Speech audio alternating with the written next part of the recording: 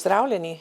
Vas zanima, kaj se dogaja zadnji teden v Litijski knjižnici? Zadnji teden v januarju namreč.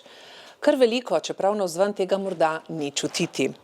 Pripravili smo sklop druženj za sedmošolce obeh občin, in sicer je to projekt Rastem s knjigo.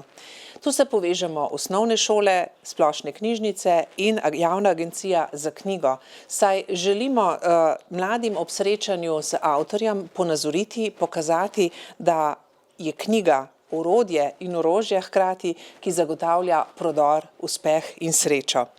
In tako povemo, kako pomembno je branje in da je knjiga res tista prava prijateljica. Naša gostja bo Mateja Gomboc. S knjigo v roki pa bomo tu v knjižnici sprejemali tudi varovance varstveno-delovnega centra, ki so naši redni gostje.